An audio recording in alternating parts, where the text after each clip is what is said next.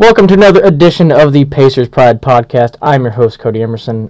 It's been quite a while. It's been 2 weeks. Yeah, since we've done an episode. I know, but that's because we've both been having hectic schedules, I know. As we approach the last 2 weeks of the year, or two weeks of the semester, at least for us, here at Ball State, and I know it's since we just got back from Thanksgiving break. So, Dylan, how was your Thanksgiving? I know we all needed that little, 4-ish days, no, 5-6 days off, whatever. But it was always nice to kind of relax. And I know. So, what'd you do for Thanksgiving? Spend time with the family, I take it. Yeah, I spent time with family. The most important thing was just sleeping because finally our football season's over, so I can relax. I don't have to worry about practice every day. So finally, I get just a chance to breathe, do nothing, which is it sounds lazy, but it's something I needed for a while. So. It came at a good time, and now it's just time to buckle up on school and write out the rest of the semester. Yeah, I was able to go and spend time with my mom and get to see my sister. I don't get to see that often, so it was good to see. And most importantly, my Ohio State Buckeyes got the job done. It was looking sketchy at half. It was, but, we prevailed. And congrats on winning the Oaken Bucket and you guys are both eligible now, correct? Purdue is. So both of our college football teams won, so that's another plus on the Thanksgiving. Both against our most hated rivals. Yeah, so rivalry week was a success for both of us in college football. But we're going to recap it. We're going to start with the Atlanta game when the Pacers played the Hawks, what was it, last Saturday? It was the Saturday before Thanksgiving. Yeah, and we're going to work our way up until the most recent game and then recap those games and then preview the Pacers 3 or 4 game Western Conference. West road trip. 4 game Western Conference road trip that they got ahead of them. No easy games on this schedule, really. So, gonna be taking a look at that. But first, I'm gonna be recapping, like we said, the game against the Hawks, which was only an 8-point win for the Pacers. I mean, granted, the Hawks. This game was at home too. The Pacers won 97-89. I guess the Hawks team. I don't know really what the Pacers... I watched most of this game, and I really couldn't put my finger on it where the Pacers just weren't stepping on the throats of the Hawks when they had the opportunities to.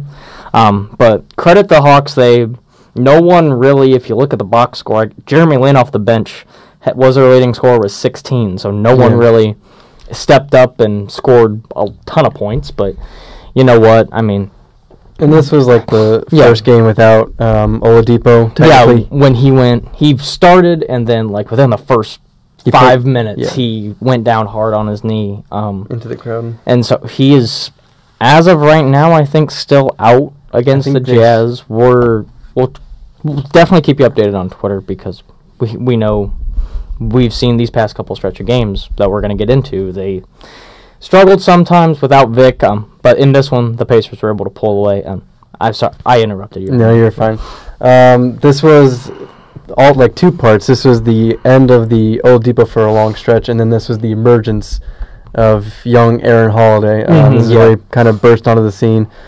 He finished the game with 12 points on 3 of 4 shooting, from 3 at least, 4 or 6 overall.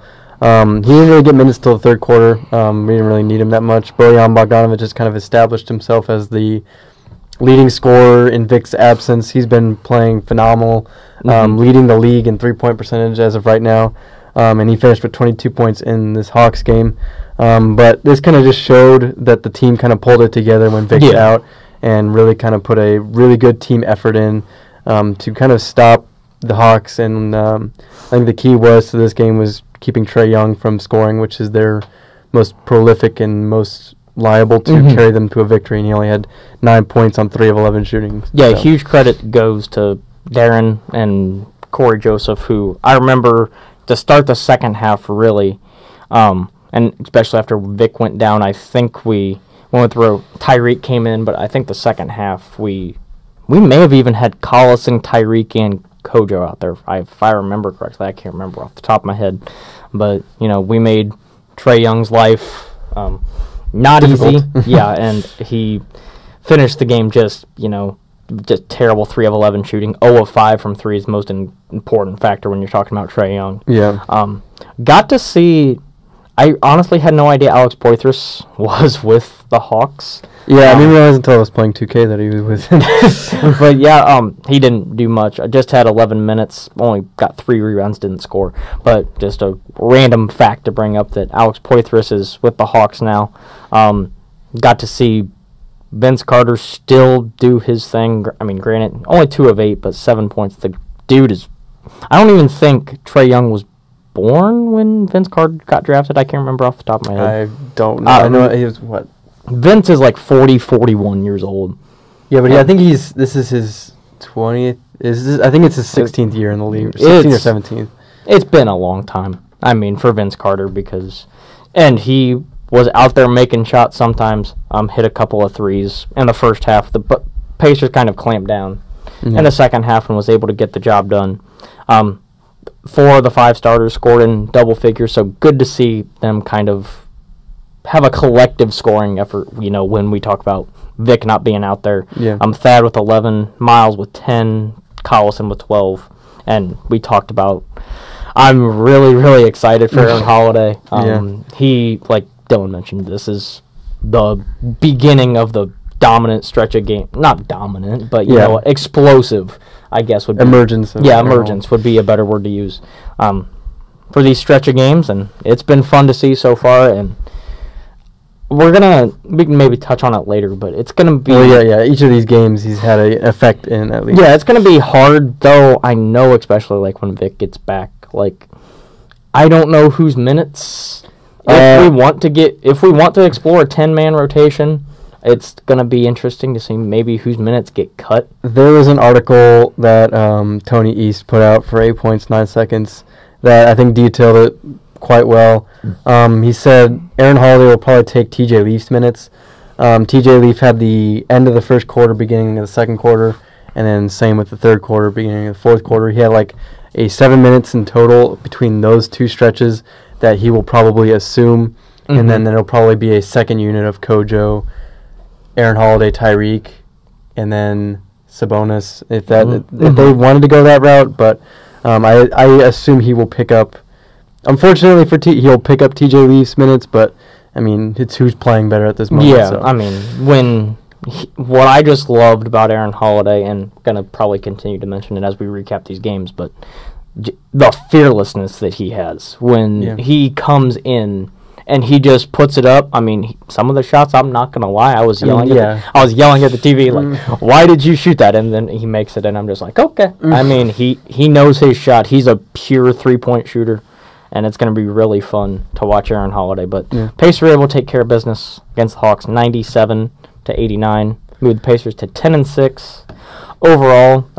Next game on the Pacers' schedule was another home game against the Utah Jazz, and this game basically wasn't a game from the get-go. Pacers dominated. The headline on ESPN is Pacers hit all the right notes in a blowout win over the Jazz, so credit ESPN for that cheesy headline article. But the only really bright spot for the Jazz in this game was Ricky Rubio could not miss. It seemed like he was 10 of 13, 5 of 6 from 3. He couldn't miss, but no one else could make it. So did a phenomenal job of containing Donovan Mitchell, who only had 7 points off the bench, off the bench. I was looking at Jay Crowder next, who had 14 points off the bench. I mean, the Jazz shot 48%, almost 49% from the game, went 11 of 25 from 3, so they did everything right. Just the Pacers shot a bit better. They shot around 53%. Once again, a huge game we continue to talk about. You mentioned it. Bojan Bogdanovic is the kind of go-to scorer right now. Leads the league in 3-point percentage, and has kind of had these stretches of 20-plus point games right now, and he's been the guy to go to. Sabonis had another phenomenal game off the bench with he flirted with a triple-double, had 19, 9, and 9 in 26 minutes. Doug McDermott, and we talked about Aaron Holiday again. He thought, how can he improve on the Hawks game? Just 19 points, at 7 to 10 from the field. Dylan, I know I talked about how much I love him. I know you feel the same way. Just watching him out there. I loved Aaron Holiday. I caught the end of this game, which is about when Aaron Holiday got his minutes. The dude is just insane. He's like, you expect most rookies to be tentative when taking the shots on the offense. He's got balls of steel, I'll tell you what. He's got, I guess McMillan's giving him the green light, and he's just taking that to heart because he's chucking up shots off of a pick and roll. Like, he's literally running a pick and roll with Sabonis. And as soon as the guy runs into Sabonis, he's chucking the three up. Like, if you give him 2 feet of space, he's taking the shot. And even then, he's also driving it to the basket, and he's taking it to like Rudy Gobert, LaMarcus Aldridge, and he's got no fear in him.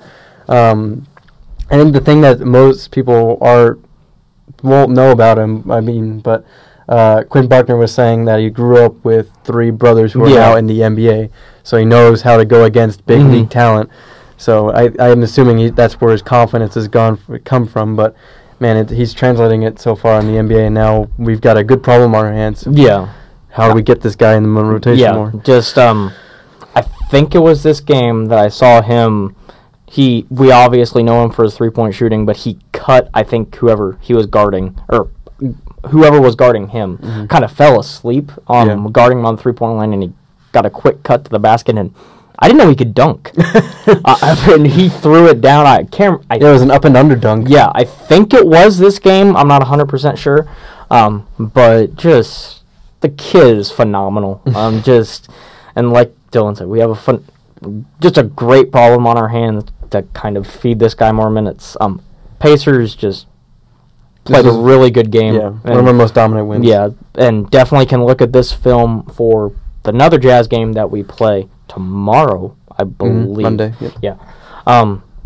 So just Pacers won by a final score of 121-94, just an all-out dominant win, and moved them to 11-6. Now, the next 2 games we have the highs, and now we have the lows to talk about.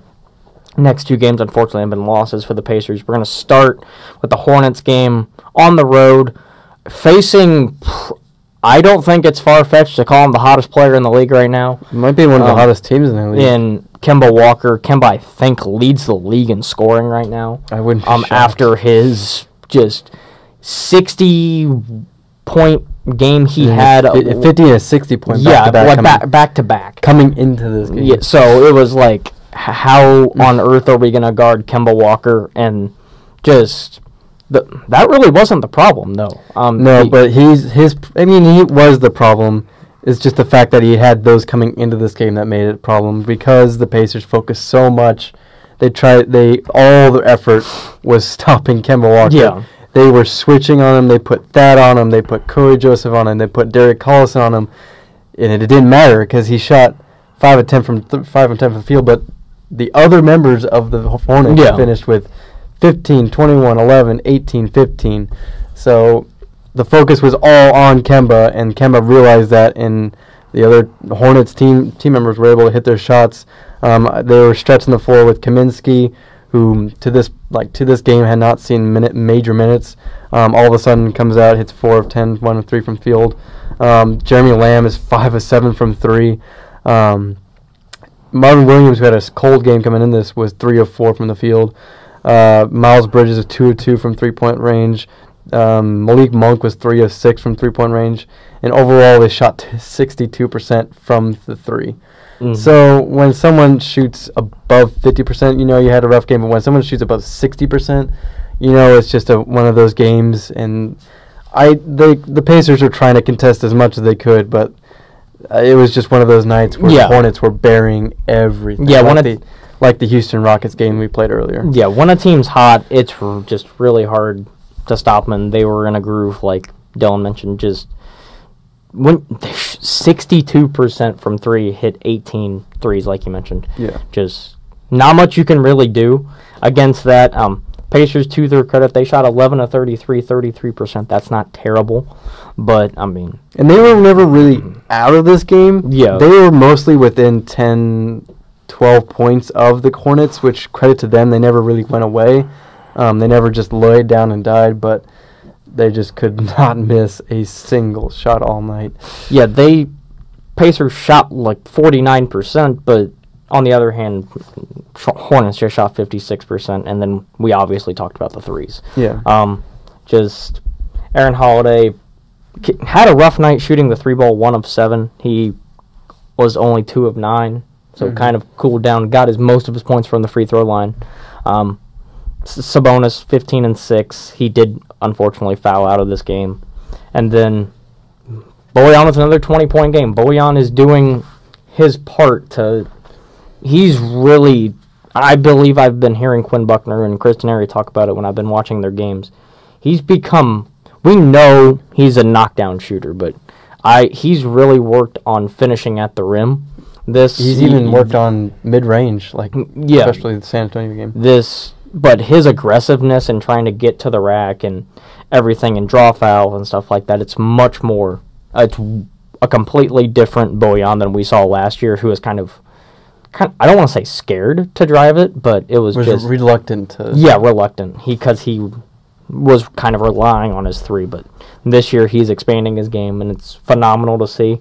Unfortunately, just the Pacers caught the wrong end of the Hornets on this one. Yeah.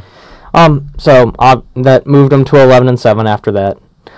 Then go to the Spurs game. Pacers were at home, so you would think maybe they can bounce back and take what they took from the Spurs early on in this season when we beat them the first time. But it was not the case. The Pacers lost this one 111 to 100, and just could LaMarcus Aldridge. I wasn't able to watch much of this game. I know, so I suffered through most of it. Dylan, I'll let you unfortunately talk about it. Yeah, I just want to let everybody know who is not a Miles Turner, who's on Miles Turner's back for how he's performed this season. I would just like to print out this box score, specifically just LaMarcus Aldridge's line, and post it onto your Twitter timeline for every time you log into Twitter. I want you to see LaMarcus Aldridge's stat line against the Pacers without Miles Turner. That is what is going to happen if you want Sabonis to start and Miles to go, I don't know, to Canada for some traffic. I love Sabonis. Don't get me wrong. Sabonis is a great player. He is not a great defender of the low post game. He can defend perimeter players decently.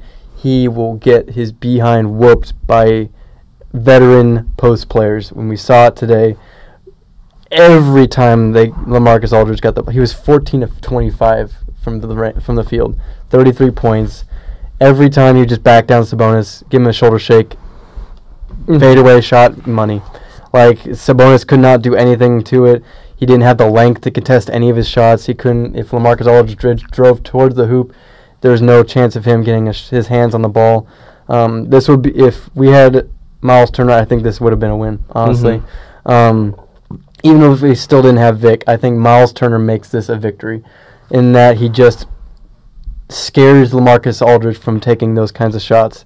Aside from that, nothing really hurt us. I mean, they hit their threes with Forbes and Rudy Gay. But other than LaMarcus Aldridge, they really didn't get much going. The guards held their own. They even tried switching Thaddeus on LaMarcus Aldridge. That wasn't working. So it simply came down to a post-defensive presence that was lacking for the Pacers. And that's where Miles Turner makes his money, and that's why he got an extension. So yeah, it was a couple weeks ago, or probably week and a half, 2 weeks ago.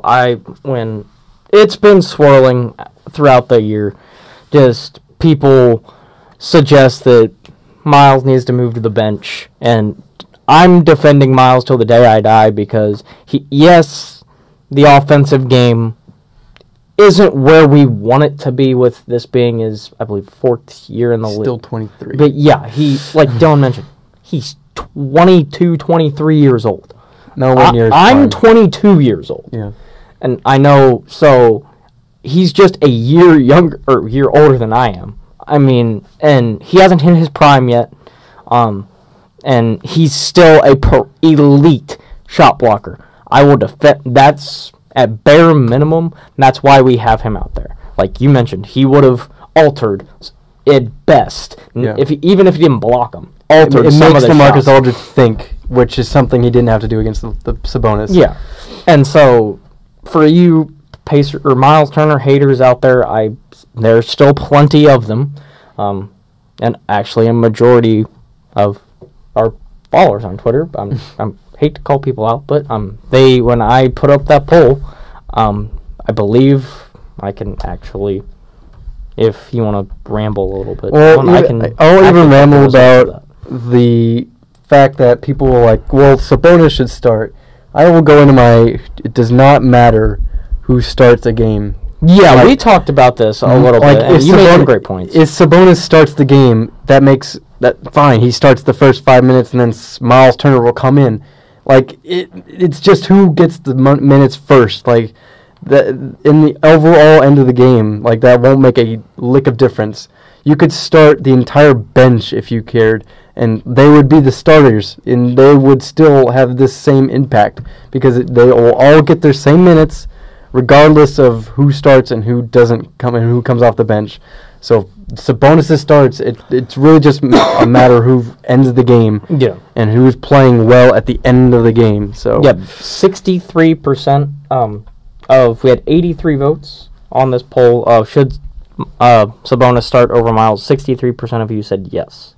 But it's in their defense, that was like 2 weeks ago. Yeah, I understand that one, but still Miles, like I was talking about, the offensive game is not there, but Sabonis can stretch the floor. I saw him make a three, I think, he struggled in the San Antonio game, but they were giving him that. But yeah, he can, the mid-range and three-point Sabonis can make, we all know that, but we all know he makes his money in the post. Yeah. And Miles can stretch the floor, and I think the Pacers just need that threat out there, so maybe defenders kind of bite off of him and play him out on the perimeter. That opens up driving lanes, that opens up passing lanes, and stuff like that.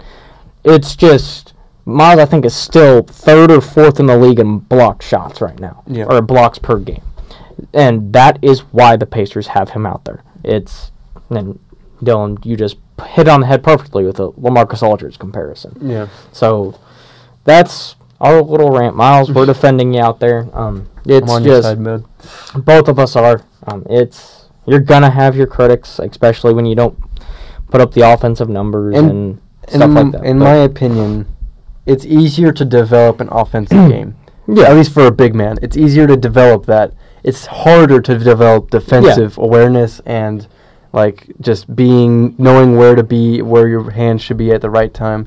So I think it's better that he knows, like, he is a born defender. Like, that is just pure instincts when he's on the floor.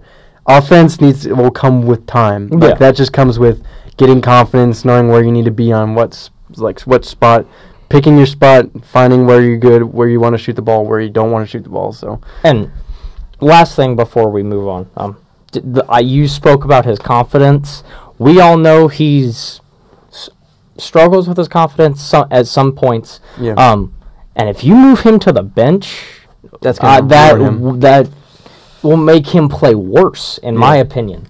So, like, that will ruin his confidence, and he'll have to come off the bench maybe cold and stuff like that. It would just, I think, ruin him. Like, and that's and that whole confidence is what's keyed on this Bojan Bogdanovic thing. I was listening to the game with Quinn Buckner and Chris Denari against San Antonio, and they were saying the reason Bojan Bogdanovic has been thriving right now is that the team has confidence in him, that he can be one of the best small forwards in this league, which is something he has not had from his time with the Wizards and the Nets. So it's showing. He had 21 points against the San Antonio Spurs. None of it came from the 3-point line.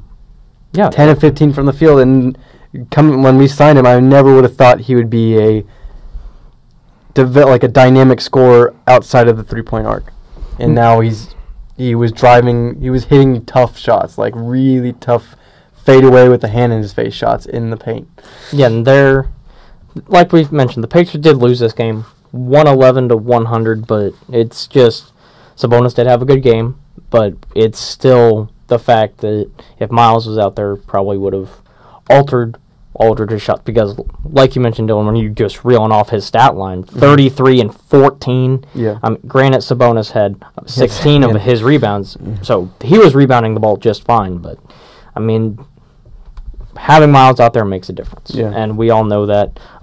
Real quick, just kind of to relieve the stress or whatever, there was a TJ Leaf sighting. He had a really good game. I know you, put their, I can't even remember the He had a putback dunk against Bertans, which is what caught me off guard. It was like, I think it was like a Corey Joseph missed shot, and all I see is a white flash go across my screen, and I see a putback dunk, and I had to squint clean off my gloves. I'm like, is that TJ Leaf out there? And then, it was. He was do a putback dunk, and then we had a run in the fourth quarter where we cut it to a 7-point lead on a TJ Leaf 3 off of an offensive rebound, and then he had finished with 11 points with 3 rebounds. So he was a very productive outing from TJ Leaf, and I was very surprised. I was like, hey, if we can get this from him, I don't understand why he's not been getting minutes. So. Yeah, Pacers, like we talked about, unfortunately lost, and that moved them to 11-9. They still hold, I believe it's the 4th spot in the East right now. It's, once again, it's early. It's the Pacers, I remember the very beginning of this month. Also, we're 11-8. 11-8, my fault. Yeah. But they have a brutal month in November. It's not. They've been playing some tough teams, and the fact that this is where the Pacers were at last year. I remember seeing, I think,